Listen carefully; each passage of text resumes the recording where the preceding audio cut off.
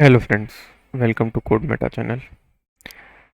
Last video में हमने बात की थी कि किस तरीके से वर्डप्रेस को इंस्टॉल करते हैं अपने लोकल सिस्टम पे और हम पासवर्ड और यूज़र नेम क्रिएट करते हैं।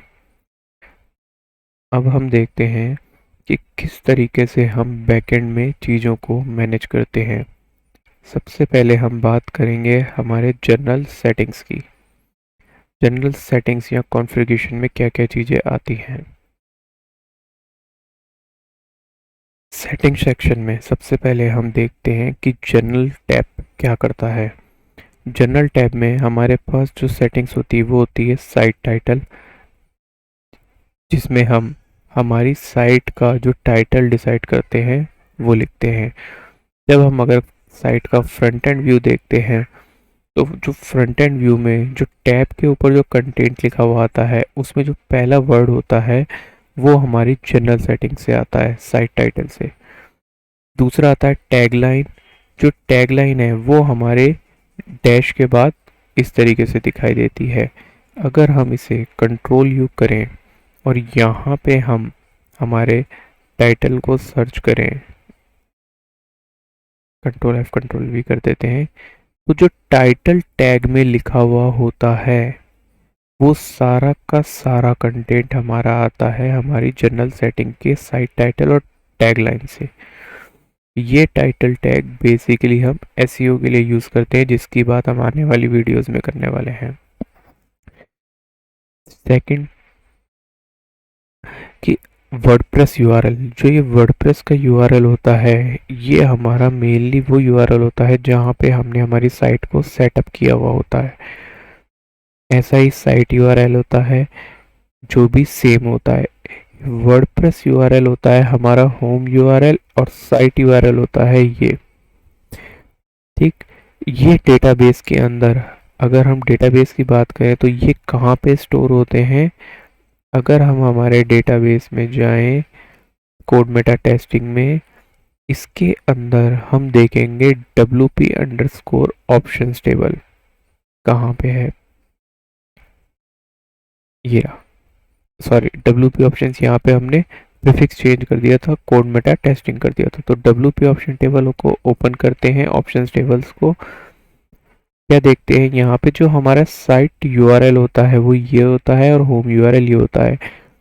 इन दोनों चीज़ों से हमारा साइट का सेटअप चलता है। यानी जो मेन कहीं भी हम साइट को सेटअप करते हैं सर्वर पे या डोमेन पे, तो वो ये दोनों सेटिंग होती हैं साइट यूआरएल और होम यूआरएल की। अगर हम इन दोनों यूआरएल को चेंज कर दें तो हमारी साइट का बैकएंड बंद हो जाएगा।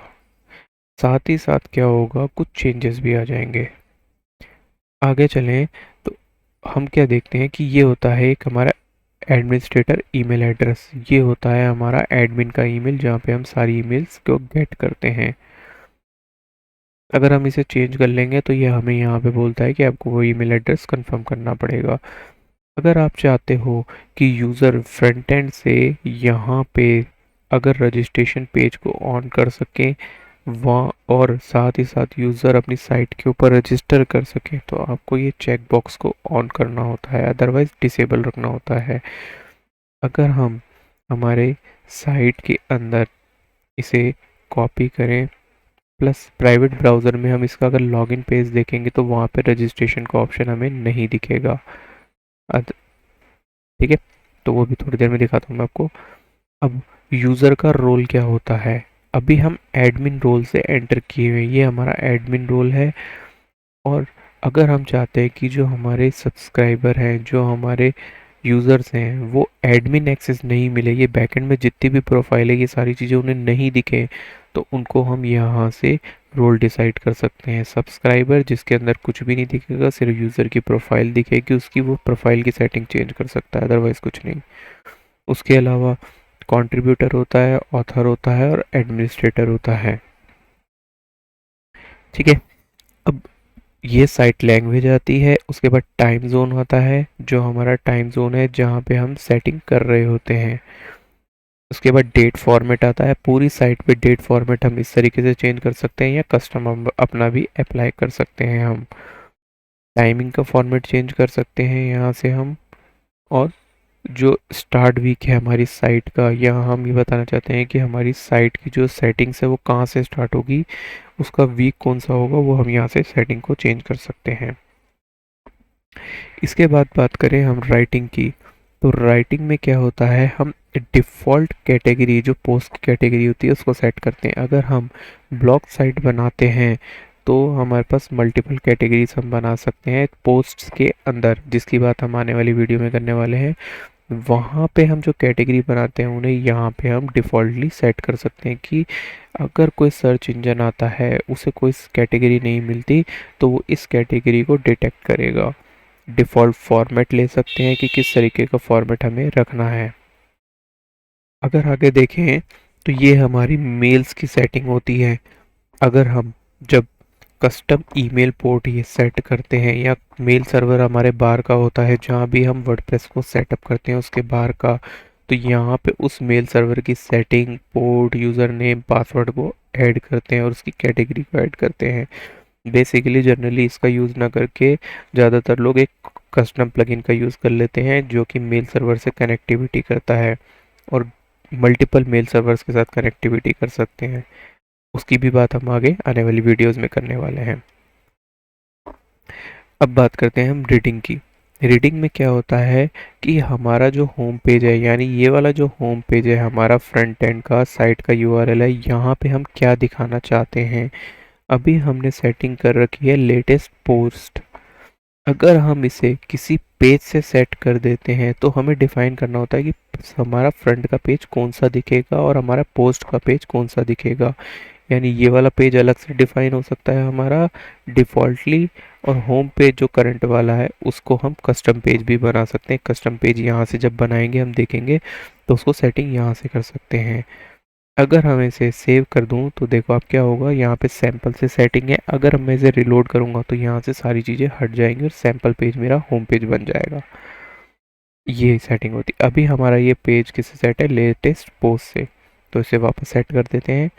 नाउ ये है कि एक पेज के ऊपर, यानी यहाँ पे अगर हम इसे रिलोड करें तो हमारा पेज क्या क्या दिखेगा। अगर हमारे पास अभी एक पोस्ट है, यहाँ पे अगर आप देखोगे ओपन करके तो एक सिंगल पोस्ट क्रिएट हुई हुई है तो वो दिख रही थी। और यहाँ पे सपोज हमें 10 पोस्ट दिखानी है, 20 पोस्ट दिखानी है, या सॉरी 40 पोस्ट दिखानी है, वो यहाँ से सेटिंग उसकी सेट होती है। ये आप यहाँ से इनको चेंज कर सकते हो अपने अकॉर्डिंग। बाय डिफ़ॉल्ट 10 रहती है। और फीड्स हम आने वाली वीडियो में बताएंगे इसका मतलब क्या होता है। ये फीड्स ये पूरा डेटा यूज़ कर लेता है कि अगर थर्ड पार्टी को आपका साइट का डेटा देना है तो आप यहाँ से फीड से उसे दे सकते हो। फुल टेक्स्ट और एक्सेप्ट, अगर मैं इसे एक्सेप्ट कर दूँ और इसे सेव कर दूँ तो आप देखोगे कि यहाँ पे अभी जो कंटेंट आ रहा था ये शॉर्टर में कन्वर्ट हो जाता है। यानी अगर आपका कंटेंट बहुत ज़्यादा हुआ तो ये स्मॉल में कन्वर्ट हो जाएगा, बाय डिफ़ॉल्ट 30 वर्ड या 40 वर्ड्स के अंदर चला जाएगा, उससे ज़्यादा कंटेंट नहीं दिखेगा। अभी यहाँ पे फुल टेक्स्ट किया हुआ है तो सारा पोस्ट का पूरा कंटेंट होगा, वो चाहे कितना ही कंटेंट क्यों ना हो उस पेज में।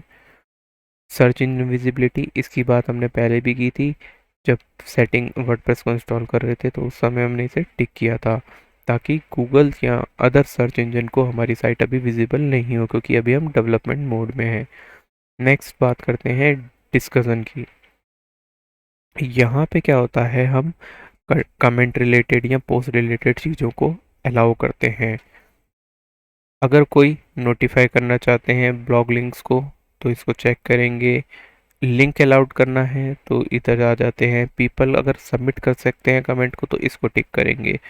अब कमेंट की भी सेटिंग होती है कि कमेंट जो फिल कर रखा है उसमें जो यूज़र लॉगिन नहीं है उसका नेम और ईमेल अगर हमें लेना है तो हम इसे टिक करेंगे। अगर रजिस्टर्ड होना चाहिए यूज़र कमेंट के लिए तो हम इसे टिक करेंगे, अदरवाइज अनचेक रखेंगे। कितने टाइम के लिए ऑटोमेटिकली क्लोज हो जाएगा कमेंट, यानी कमेंट दिख रहा है और उसके बाद वो दिखना बंद हो जाएगा, तो हम इसे यहाँ पे करेंगे। अगर इसे टिक कर दिया तो वो उतने दिन दिखेगा, उसके अलावा नहीं दिखेगा। नेक्स्ट, कमेंट जो है कुकीज़ जो पोस्ट इन होता है उसको शो करना है। तो फिर है थ्रेड, यानी एक कमेंट में कितनी थ्रेड दिखानी है डीप लेवल पे, वो डिसाइड करते हैं। 5, 10, 15 एक वो चीज़ यूज़ कर सकते हैं। अगर हर कोई अलाउड कर सकता है पोस्ट कमेंट को तो यहाँ से सेट कर सकते हैं कि मैंने इसको अनटिक कर दिया तो मतलब हर कोई अब कमेंट नहीं कर पाएगा, ओनली स्पेसिफिक यूज़र ही कर पाएंगे। अगर इसको टिक किया है तो इसको हर कोई कमेंट कर पाएगा हर पोस्ट के ऊपर। कमेंट हेल्ड फॉर मॉडरेशन, इसका मतलब होता है कि अगर आपने इसको टिक कर रखा है तो कमेंट जब तक फ्रंट एंड पे नहीं दिखेगा जब तक कि आप उसे अप्रूव नहीं कर देते, एडमिन उसे अप्रूव नहीं कर देता। ये यहाँ पे ये मैन्युअली कमेंट अप्रूवल का होता है और ये मॉडरेशन के लिए होता है, सेम ही चीज़ है, ठीक है।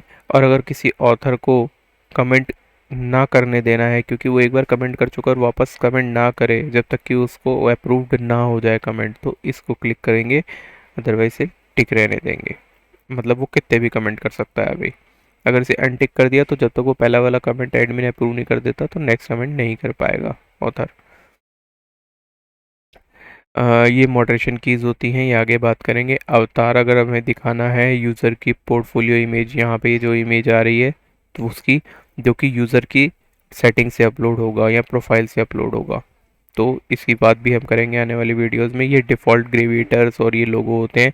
अगर इसे मिस्ट्री मैन पर्सन कर रखा है तो ये भी ये यहाँ पे हमें मिस्ट्री मैन पर्सन दिख रहा है। अगर इसे मैं ग्रेविएटर लोगो से सेट कर दूंगा तो अब क्या होगा, ये देखो ग्रेविटेड दिखने लग जाएगा, ठीक। तो ये होती है चीज़। यहाँ पे आप खुद के कस्टम प्लगइन करके या फंक्शनैलिटी यूज़ करके, हुक का यूज़ करके भी इन चीज़ों को कर सकते हैं। हुक्स क्या होते हैं उनकी बात हम आने वाली वीडियोस में करने वाले हैं जब हम डायनेमिक और कोडिंग पार्ट में जाएंगे। मीडिया सेक्शन, मीडिया सेक्शन में क्या होता है, थंबनेल की साइज़ क्या होगी, जहाँ पे हम जो भी पोस्ट अपलोड कर रहे हैं उसके ऊपर इमेज भी हम सेट कर सकते हैं। उनकी साइज़ और विड्थ क्या होगी, हाइट क्या होगी, क्रॉप करनी नहीं करनी, या लार्ज साइज़ क्या होगी। ये 3 सेटिंग्स है, यानी 3 इमेजेस बन जाएंगी, 150 की, 300 की और 1024 की। इतने पिक्सल की 3 इमेजेस बनेगी। अब इसको टिक करा तो क्या होगा, हमारी जो भी इमेजेस होंगी वो ईयर वाइज और मंथ वाइज के फोल्डर के अंदर जाएगी। यानी 2020 की 2020 में जाएगी, 2021 की 2021 के फोल्डर्स में जाएगी, 1 2 3 4 इस तरीके से। वो आगे हम आपको दिखाएंगे अभी जब इमेजेस को अपलोड करेंगे तो। और इस तरीके से हम अपने जो इमेजेस होती है, जो कंटेंट होता है उसे ईयर वाइज सेट कर सकते हैं। नेक्स्ट बात करते हैं हम प्राइवेसी की।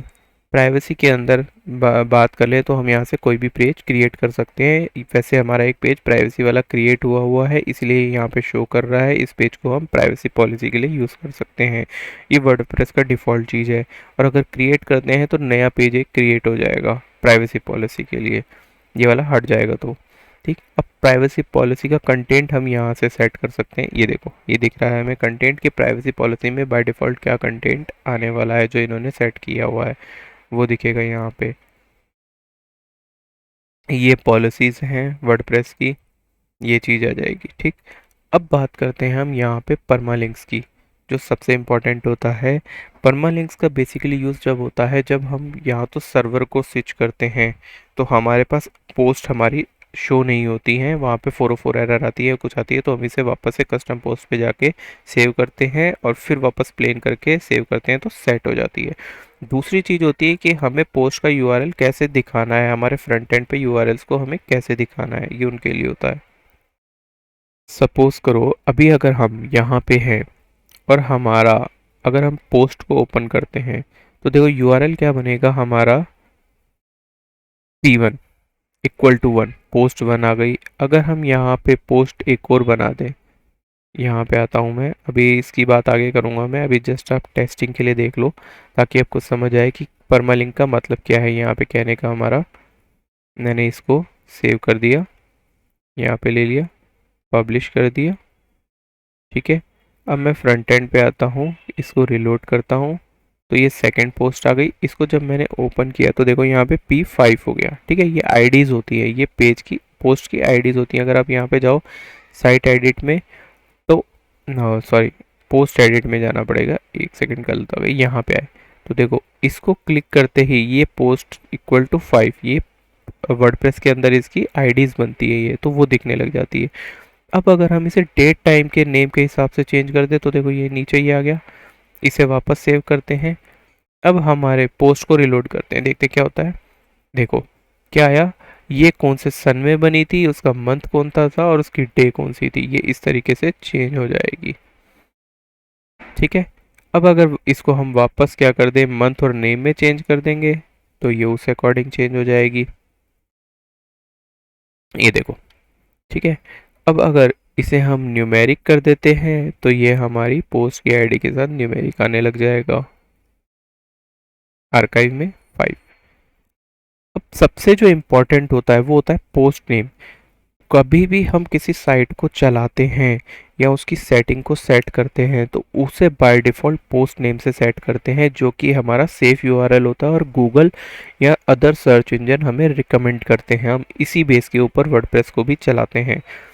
99.9% ऐसे ही चलती है। अदर सेटिंग्स को हम बहुत ही रेयर के अंदर यूज़ करते हैं जब हमें कस्टमली कुछ चीज़ें करनी होती हैं। तो अगर अब देखें हम हमारा इस पेज का यूआरएल तो क्या आ गया, 404 आ गया, जैसा कि मैंने आपको बोला था। ठीक।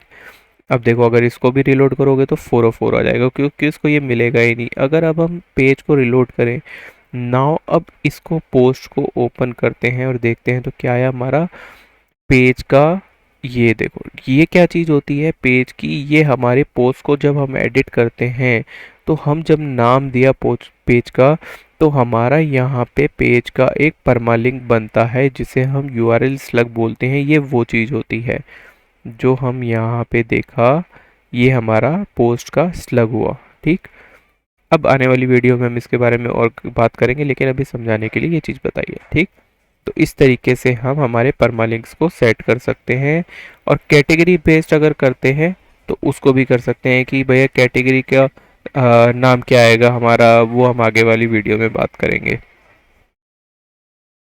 होप दोस्तों आपको समझ आया होगा कि जो बैकएंड की सेटिंग होती है वर्डप्रेस की वो किस तरीके से सेट करते हैं और किस चीज़ का मतलब क्या क्या होता है। नेक्स्ट वीडियो में हम बात करेंगे अदर टॉपिक पे। इनमें से कोई भी एक टॉपिक ले लेंगे जिसके ऊपर बात करेंगे। जब ये कंप्लीट हो जाएगा तो हम कोडिंग एंड पे चलेंगे, ताकि हम इनकी जो सेटिंग्स हैं या अदर थिंग्स हैं उसको हम डेवलपमेंट लेवल पे समझ सकें, जो कि एक बिगनर्स के लिए इम्पोर्टेंट होता है। ठीक। मिलते हैं नेक्स्ट वीडियो में। होप ये वीडियो आपको अच्छी लगी होगी। अगर आपको ये वीडियो अच्छी लगी हो तो सब्सक्राइब बटन ज़रूर क्लिक करें। साथ ही साथ इस वीडियो को लाइक और शेयर ज़रूर कीजिएगा, ताकि आने वाली वीडियो की नोटिफिकेशन आपको मिलते रहे। मिलते हैं नेक्स्ट वीडियो में, तब तक के लिए take care and good bye.